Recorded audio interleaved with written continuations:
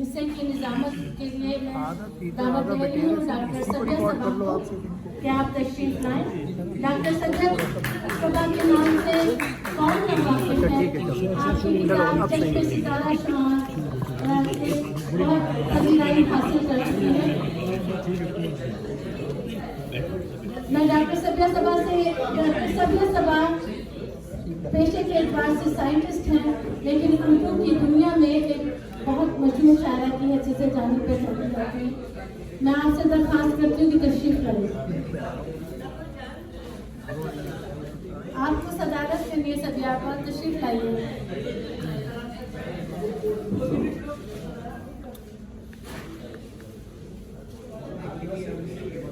اس تقریب کے مہمان خصوصی ناصر علی سید صاحب ہیں. آپ سے درخواست ہے کہ آپ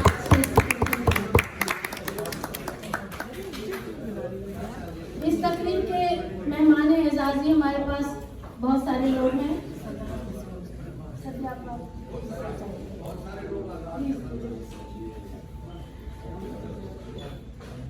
اس تقریب کے مہمان اعزازی مامون احمد صاحب، آپ سے تشریف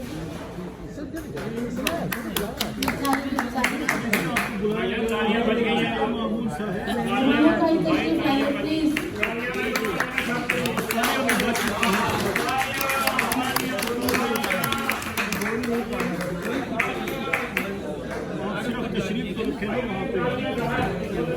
تالیاں بج گئی ہیں تو پھر تو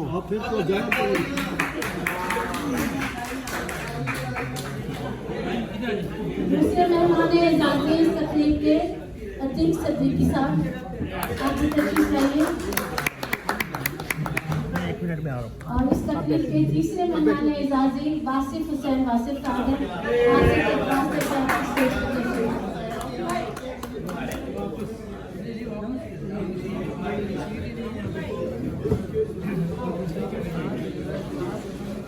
اب میں درخواست کروں گی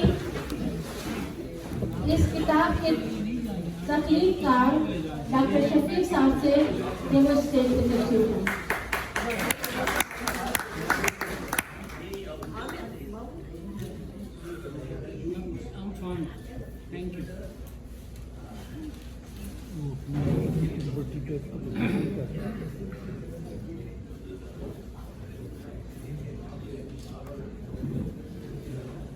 اس ربط سے جہان محبت میں جوش ہے، دل بے صدف تو آنکھ بھی گوہر فروش ہے. ڈاکٹر شفیق صاحب سے درخواست ہے کہ وہ اسٹیج پہ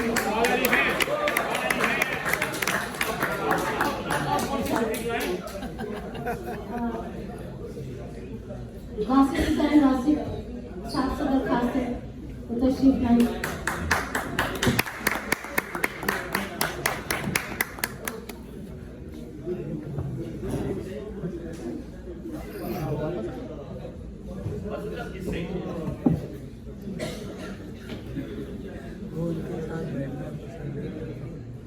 گلہائے رنگ رنگ چمن سے کہاں گئے، گلہائے رنگ رنگ چمن سے کہاں گئے، گلشن فقط بہار میں کیوں لایا پوش ہے.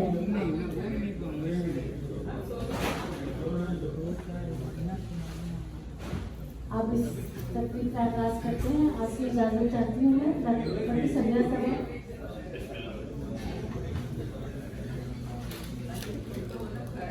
اس تقریب میں گفتگو کرنے والے بہت سے لوگ ہیں. کچھ لوگوں نے مضامین بھی لکھے ہیں. تو میں سب سے پہلے درخواست کروں گی ڈاکٹر شفیق کے ایک بہت اچھے دوست شاہد کامریڈ سے کہ وہ تشریف لائیں اور گفتگو کریں.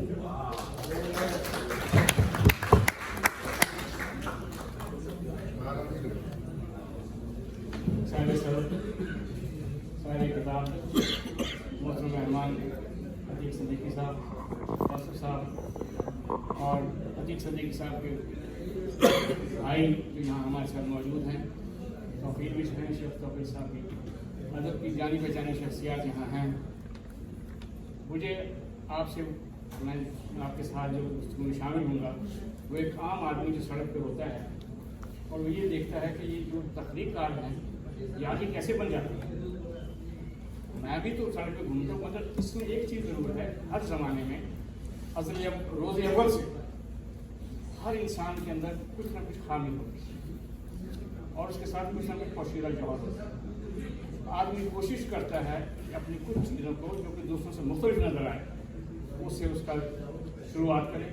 कुछ लोग उसको पसंद करते हैं, वो उसका हल्का बन जाता है, और फिर कुछ लोग उसके मुखालिफ होते हैं, उससे वो सबक सीखता है, अपने आप की सलाह करता है।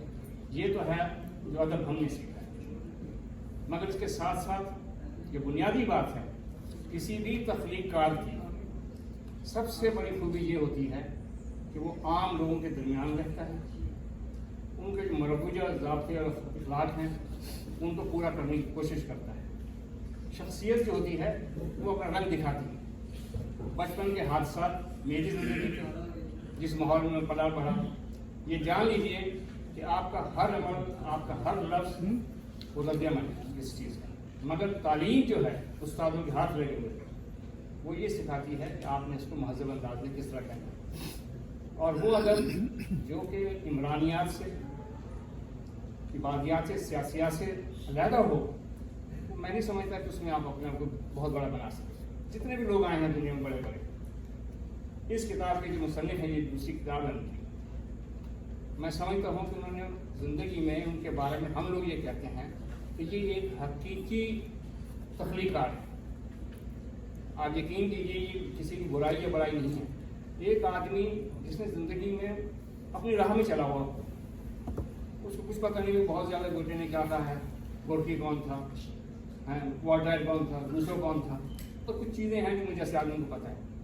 तो उसमें से मुँह से जो चीज़ें निकलती हैं, ये जो तख्लीक़ करता है वो उसकी ओरिजिनलिटी है, उसका पोटेंशियल है। शफीक साहब बचपन से मेरे ख्याल अपने हालात में चीज़ों को देख चुके कि अमली सियासियात जो है अगर उसको अच्छे अदब के साथ पेश किया जाए तो माशरे का हल हो जाता है। और यही वो खूबी है कि जब आप ये महसूस करते हैं कि आप कुछ दे रहे हैं माशरे को, सोसाइटी को। और मेरे अजीज़ लिखने वालों, आप सब पर खुदा की रहमत हो जिसको हम मानते हैं। आप सब पर नबी की, उसके नाम का, आखिरी नबी के नाम का, कि आपके दिल में वो काम आए कि आप इतने ही सच्चे रहें जिस तरह हमारे नबी थे। और वो सच क्या है कि हर अदब के साथ जो कुछ हो रहा है हमारे माशरे में, क्योंकि कल के मुस्तकबिल के लिए ठीक नहीं है, अपनी तख्लीक में उसको शामिल कीजिए। अब ये किताब जो है अगर आप इसके मज़ामीन के ऊपर लिखें, मेरा ख्याल है कम से कम तो 2000 शफ़े की किताबें बन जाएंगी इसमें। यही शायरी का कमाल है शुरू से। और अदब में शायरी जो है हर सबसे ज़्यादा ऊँचे, क्यों, जिसमें कम से कम मादा हो, मटीरियल लगा हो, लोहा हो, जिंक हो, जस्तो नहीं। अदब शायर जो है उसकी खूबी यही होती है। और वो फिर तमाम चीज़ों को जो मैं समझता हूँ एक मिसरे में अपना हक अदा कर देता है। यानी बहुत सारे फ़लसफे 2 मिसरों के अंदर बहुत अदा कर देते। गालिब आप देख लीजिए, अभी अपने अल्लामा इकबाल को देख लीजिए, इन लोगों ने वो काम किया है कि दुनिया की तमाम अच्छी चीज़ों को, आला तालीम को, चाहे वो जर्मनी में हेगल यूनिवर्सिटी में अल्लामा साहब ने पढ़ी हो, गालिब तो खैर ज़िंदगी में देखा था ना, उसका एक रद्द-ए-अमल था, मगर उन्होंने कितने अच्छे अंदाज में साइंस, नफ्सियात के बारे में, जैसे सिगमंड फ्रॉइड की बहुत सारी बातें हैं, जब हम अपने गालिब को पढ़ते हैं तो हमें अंदाज़ा होता है, या वो लोग कि जिन्होंने इंसानी नफ्सियात पर, ह्यूमन नफ्सियात पर कुछ लिखा है, आपको पता चलता है कि हमारे गालिब थे उस ज़माने में, उन्होंने क्या कुछ नहीं किया। एक अच्छे सियासी कारकुन की हैसियत से मुआशरे के लिए इस शहर में पिछले कई सालों से, जब से मेरा ख्याल इन्होंने शहर में कदम रखा है, इन्होंने अपना हक अदा करने की कोशिश की है। और कोशिश की है कि शायरी के ज़रिए, अपने पैसे के ज़रिए, कि मैं मुआशरे की, सोसाइटी की खिदमत कर सकूँ। ऐ अदीबों, का लिखने वालों, आप लोगों के पास बहुत बड़ी ताकत है, बहुत बड़ी ताकत है अगर आपको इस चीज़ का अंदाज़ा हो। और स्पेशली आजकल के हालात में हम जब एक बहुत बड़े भयानक चीज़ से गुजर चुके हैं, हमें कुछ थोड़ा सा लोगों को समझाना चाहिए कि यार मुआशरे को बनाओ, लोगों के घरों में मत घुसो, कोशिश करो कि जो कुछ है उसी में गुजारा करो, छीनो नहीं, और खामखा की दूसरों के ऊपर हुक्मरानी नहीं करो। मैं एक एक्टिविस्ट हूँ, इसलिए मैं आपसे बहुत सारे जो अशार हैं, उनकी तुकबंदियाँ हैं, बहुत सारे लोग यहाँ बैठे हुए हैं, वो आपको बताएंगे क्या होता है, बहर क्या होती है, हाँ जी, ज़मीन क्या होती है, हाँ जी, और हावी और गावी ये क्या कुछ होता है, मतलब मैं आपको सिर्फ ये बताऊंगा। ये अच्छा जब आप हाँ ये बात अच्छा है। हमारे इस किस्म की बातें साफ करते हैं, हालांकि उनको बुलाया गया था। ये भी एक चीज है, जब लोग आपके लिए तालियां बजाते हैं मोहतरम, तो आप खुदा के वास्ते उनका एहतराम कीजिए। हमें अपनी जात से निकलना चाहिए। कितनी उम्रें हमारे पास बाकी रहनी है यार, बैठो डायलॉग करो।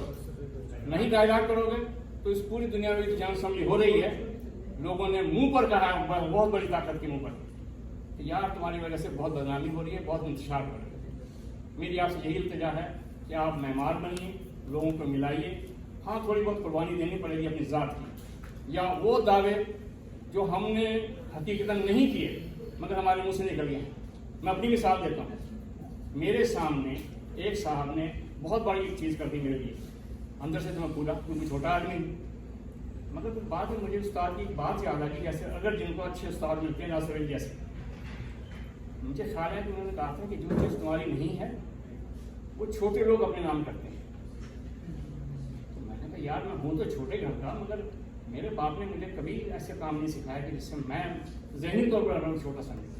मैं तो बहुत बड़ा आदमी बन सकता हूँ अगर मैं आज ये बात इस आदमी के सामने मान लूँ कि ये मैंने नहीं किया। तो खुदारा मेरी आपसे यही इल्तिजा है, अब वक्त आ गया है कि हम अपनी ज़िंदगी में लोगों के लिए अच्छी बातें छोड़ के जाएँ, मोहब्बत छोड़ के जाएँ, और जो कुछ आपके अंदर अल्लाह ने भरा है उसको निकालिए। बहुत सारे लोग ज़ाहिरी चीज़ों का नहीं लिखते, यार लिखो, ये लफ्ज़ किस लिए हैं। आप लोगों का बेहद शुक्रिया। सोसाइटी आपको हमेशा सलाम करेगी, और अपनी ज़ात से निकलिए खुदा के वास्ते। बहुत बहुत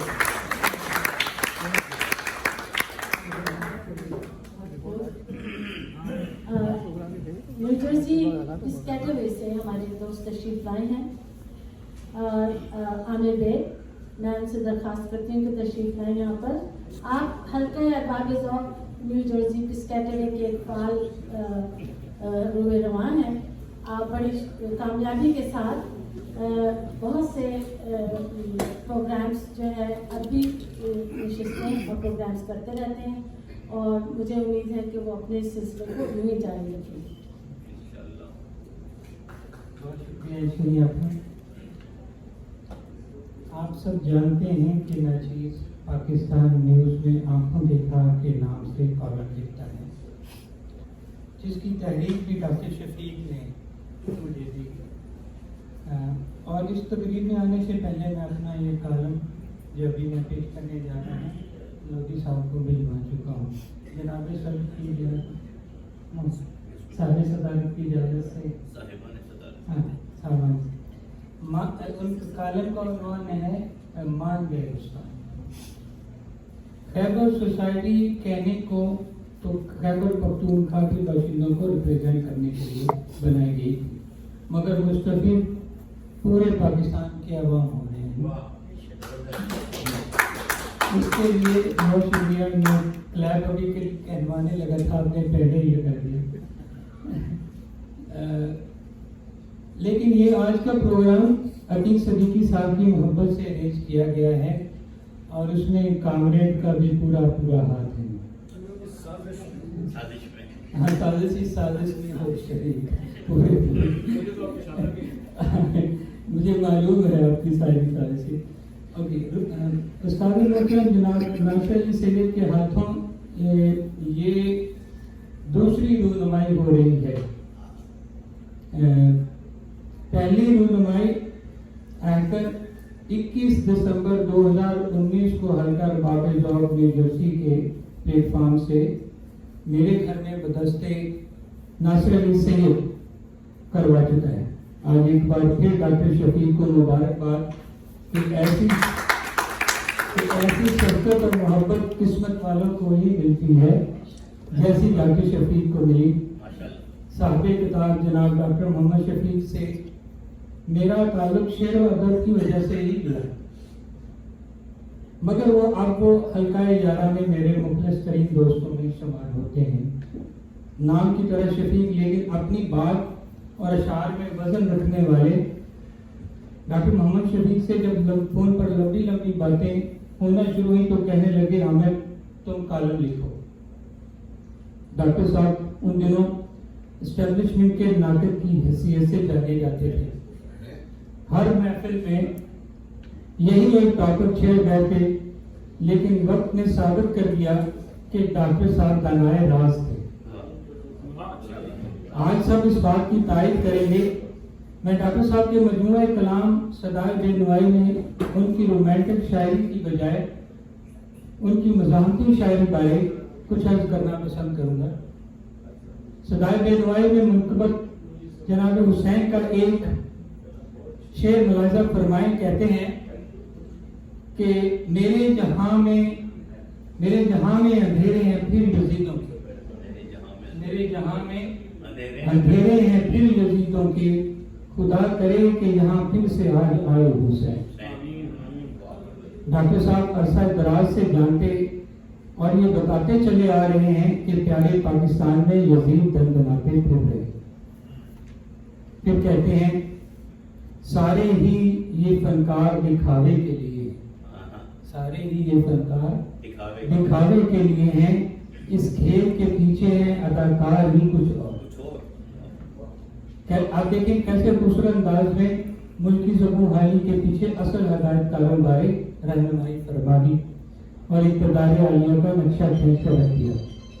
ڈاکٹر صاحب کے ہمدم دیرینہ فراز کہتے ہیں کہ ستم تو یہ ہے کہ عہد ستم کے جاتے ہی، ستم تو یہ ہے کہ عہد ستم کے جاتے ہی تمام خلق میری ہم نوا نکلتی. ہرچند کہ میری پسندیدہ ترین شاعرہ پروین شاکر نے بھی یہ بات زیادہ بہتر شاعرانہ ٹھہرائی میں کہی ہے. کہتی ہیں کہ بستی میں جتنے آگ گزیتا تھے سب کے سب، بستی میں جتنے آگ گزیتا تھے سب کے سب، دریا کا رخ بدلتے ہی تیراک ہو گئے. بہت شکریہ. ان کے میرے اور ہم سب کے سیدی ناصر علی سید نے بھی کچھ ایسی ہی بات کی ہے کہ اب تو ہر شخص نے چہرے پہ لہو پہنا ہے، اب تو ہر شخص نے چہرے پہ لہو پہنا ہے، کون مقتل میں تھا اس خاک بشر سے پہلے. تو ان کو بتا دوں کہ وہ ڈاکٹر شفیع صاحب ہی تھے جو یہ سب بانگے درست کیا کرتے تھے اور تب ہمیں عجیب لگتا تھا. اب ہمیں اپنے آپ پر غصہ آتا ہے اور ڈاکٹر شفیع پر پیار. بلکہ مجھے تو ایک فلم کا ٹائٹل یاد آ گیا کہ مان گئے اس کا. بہت شکریہ.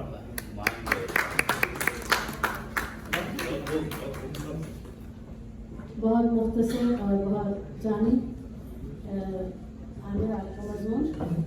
گل کو زندہ رکھا ہے امید نے، گل کو زندہ رکھا ہے امید نے، ہر تمنا ہے سوال زندگی.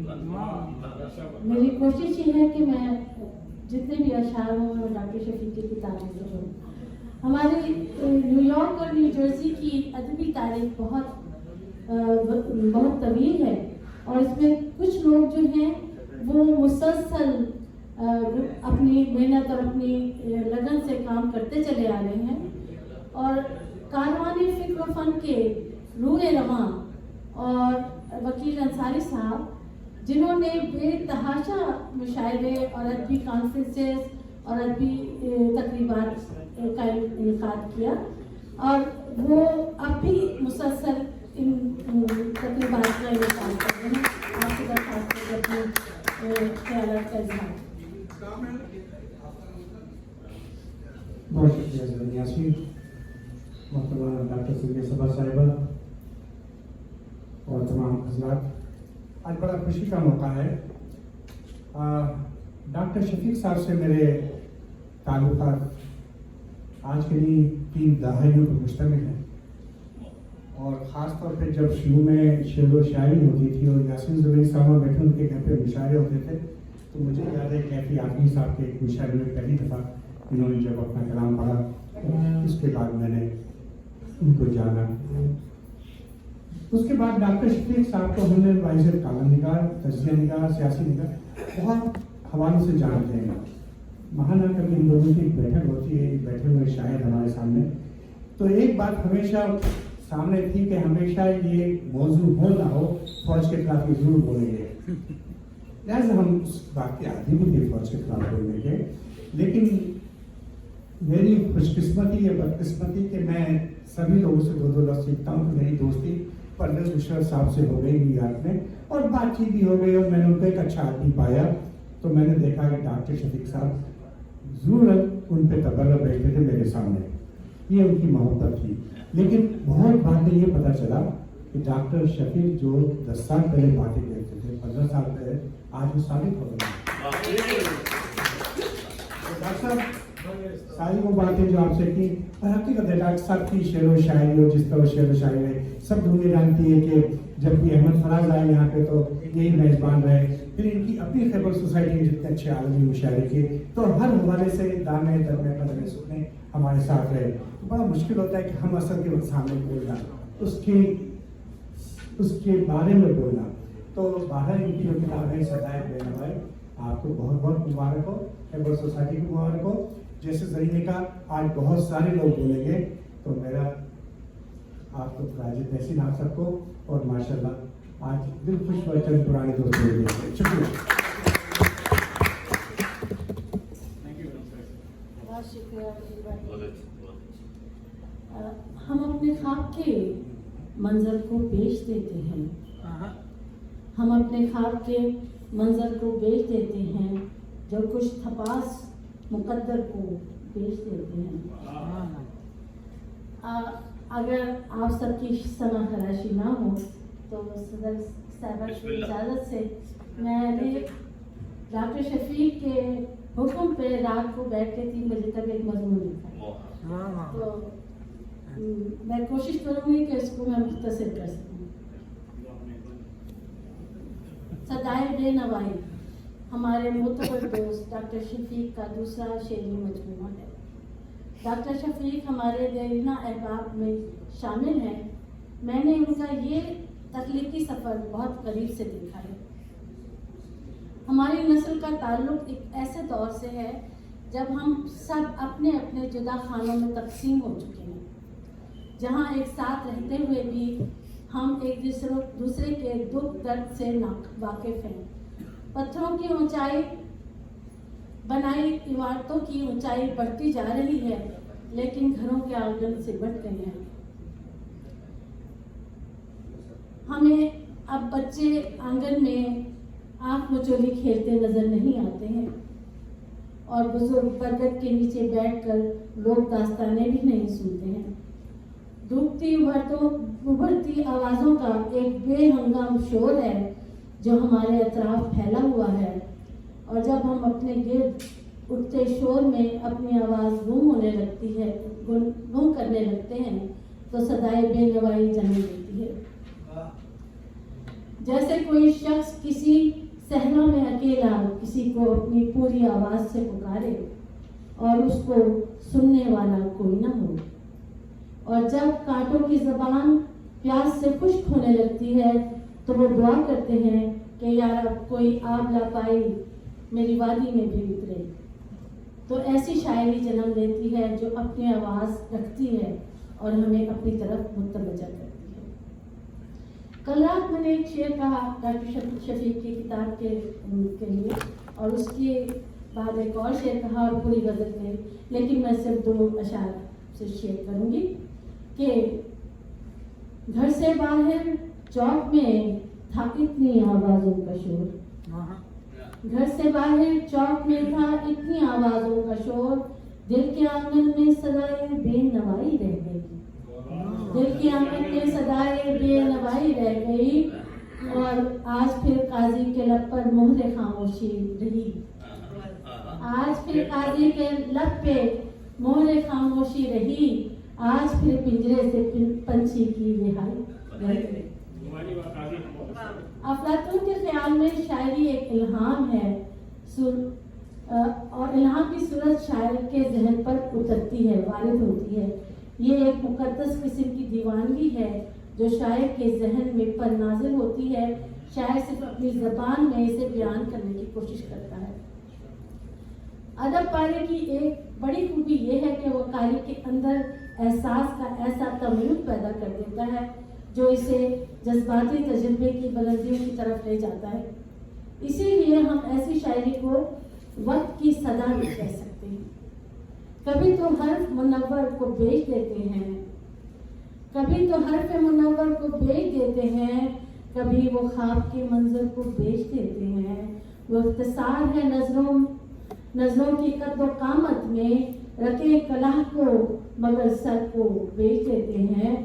हमारे पास नहीं कुछ भी आंसुओं के सिवा, सो हम निगाह के सागर को बेच देते हैं। जब हम ये पूरी गज़ल पढ़ते हैं तो इसको खास लहजे में से यही तासुर उभर के सामने आता है कि लिखने वाला माशरे का कोई ऐसा फर्द है जो सड़कों पर नारे बुलंद करता नजर आता होगा, या कम से कम जलसों में लोगों को अपनी शायरी के जरिए इनकलाबी पैगाम दे रहा होगा। मगर इसके बरक्स डॉक्टर शफीक इंतहाई जिम्मेदार ओहदे पर काम करते रहे हैं और निहायत मुनकसिर और मिजाज शख्सियत के मालिक हैं, तालीम याफ्ता और सुलझे हुए इंसान है। मगर गलत को गलत नहीं कहते, गलत को सही कभी नहीं कहते। जुर्रते बेबाग दहल कर सकते हैं। इनकी नज़मों और गज़लों में हबीब जालिब, अहमद फराज, साहिब मजाज और कैफे आज़मी जैसे अंदाज की शोहरत का रंग झलकता है। डॉक्टर शफीक का एक शेर है कि हम ही एक दूसरे से बहुत अजनबी हुए हैं, ना हुआ तेरा तारुफ ना मुझे किसी ने जाना, ना मुझे किसी ने जाना। इंसान का वजूद अपने माशरे से अलग नहीं रह सकता। वो अपने इर्द गिर्द लोगों को देखता है, तारीख का मुताला करता है और बहुत से मशहूर लोगों के कारनामों से वाकिफ होता है। इनके काम और किरदार को जानने की भरपूर कोशिश करता है कि उन्होंने ज़िंदगी किस तरह गुजारी और ज़िंदगी के मुश्किल हालात का मुकाबला किस तरह किया और किस कामयाबी की मंजिल तक पहुँचे। इस मंजिल में अपने लिए वो किसी को आइडियल बना लेता है, इसको बनने की कोशिश करता है। डॉक्टर शफीक को भी अहमद फराज की शक्ल में ऐसा ही एक आइडियल मिला, लेकिन हैरत अंगेज़ बात यह है कि वो अपनी शायरी में मुस्तकिल ये शऊरी कोशिश करते हुए नज़र आते हैं कि इनकी शायरी में उनके आइडियल की शायरी का कोई अक्स नुमाया ना हो।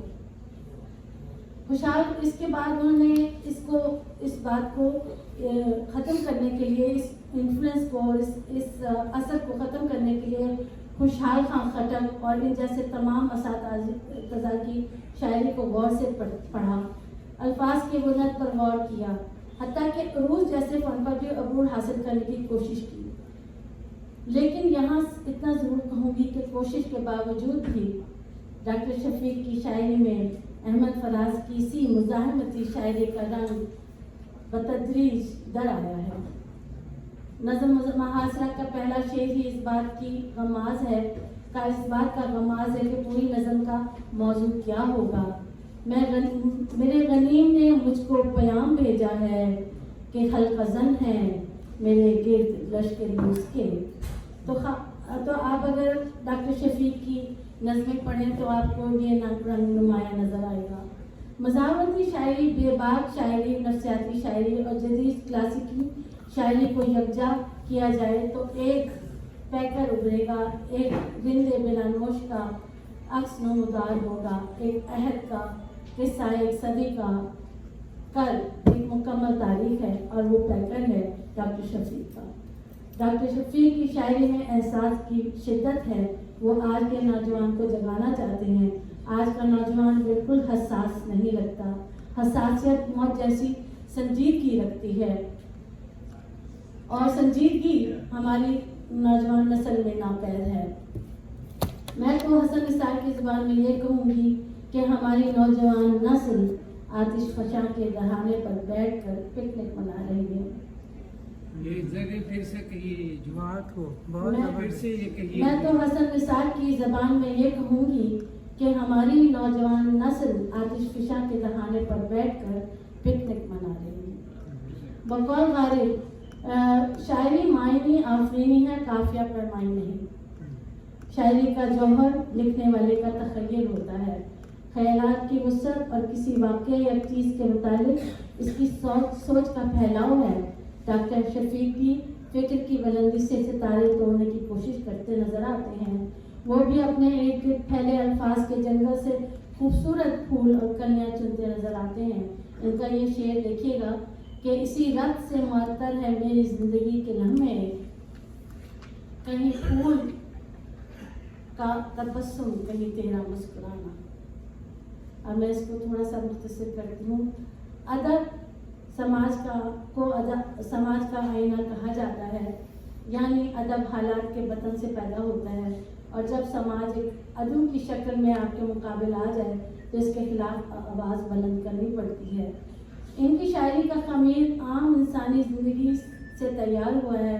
ان کی شاعری عوامی اقدار اور روایات میں گتھی ہوئی شاعری ہے۔ وہ اپنے آپ کو ڈاکٹر شفیق نے اپنی شاعری میں سماج کے ان سلگتے سیکھتے مسائل کو جگہ دی، جس کا اظہار عوام براہ راست نہیں کر پا رہے تھے، لیکن ایسا بھی ہوتا ہے کہ ایسے موقع پر اکثر سماج ان کی اس آواز کو سننے اور سمجھنے سے انکار کر دیتا ہے۔ چشم پوشی کی سزا مجھ کو شفیق ایسی ملی، نقبزن سب شہر کے میرے مکان تک آ گئے۔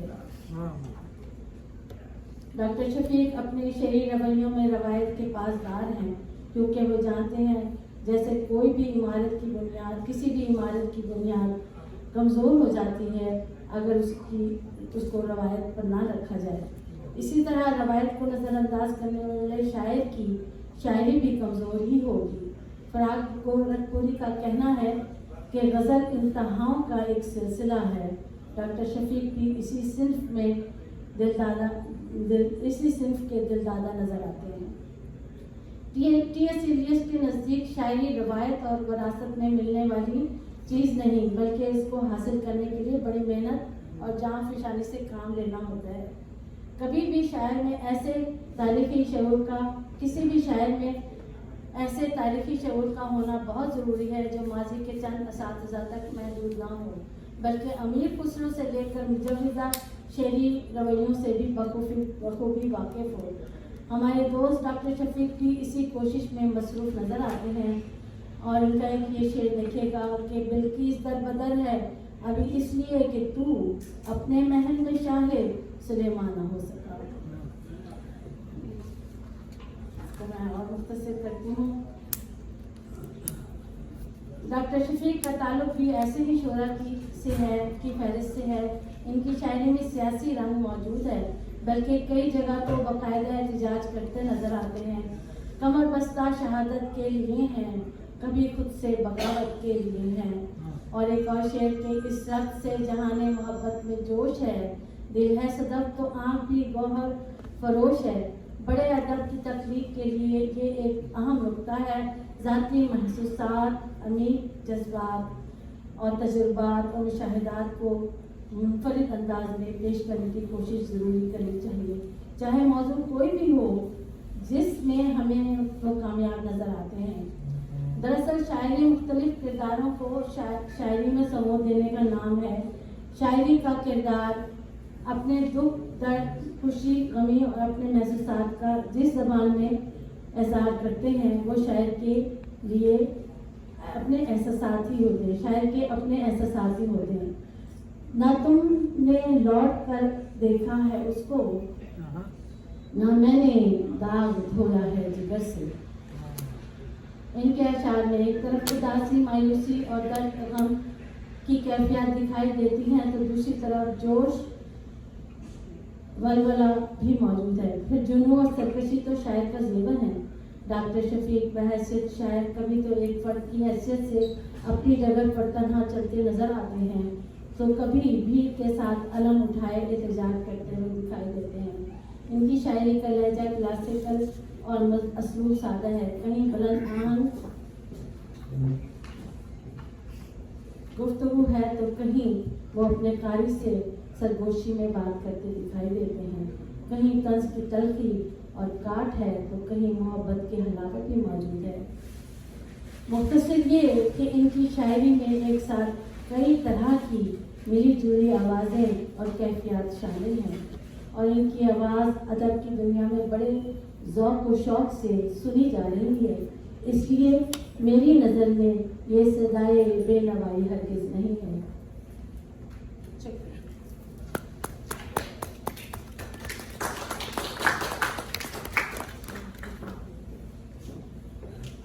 ہمارے مہمان اعزازی یہاں پر موجود ہیں، واصف صاحب، میں آپ سے درخواست کروں کہ آپ تشریف لائیں اور اپنی گفتگو کتاب کے بارے میں جو بھی کہنا چاہیں پلیز۔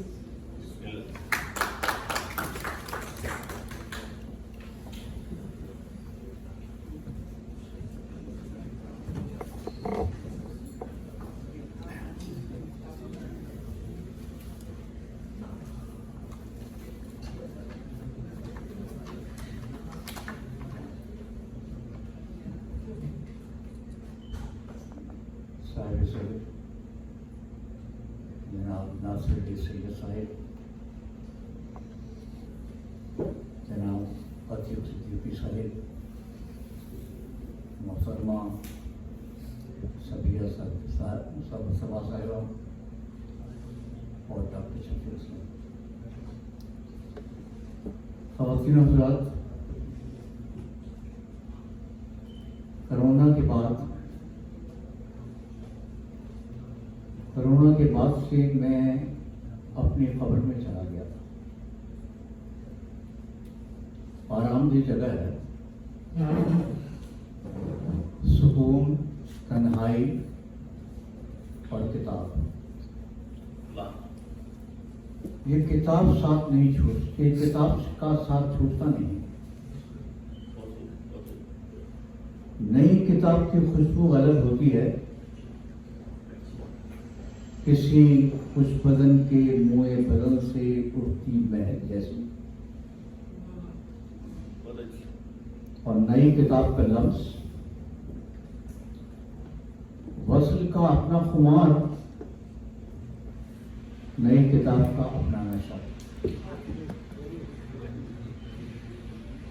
ڈاکٹر شفیق نے خوشخبری دی کہ نئی کتاب کی تقریب رونمائی ہے، تو مجھے اپنی قبر سے نکلنا پڑا۔ ایک تو ڈاکٹر شفیق سے تعلق، دوسرے نئی کتاب کے حصول کی تمنا،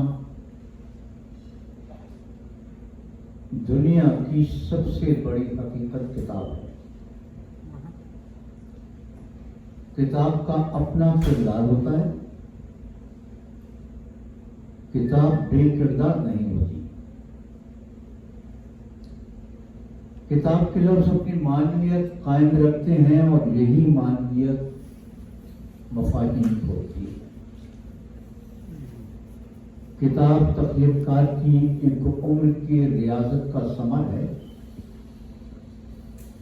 ہر ایک جملہ، ہر ایک شعر کہتے ہوئے خون تھوکنا پڑتا ہے، اور نئی فکر یہ تو کار فرہاد ہے۔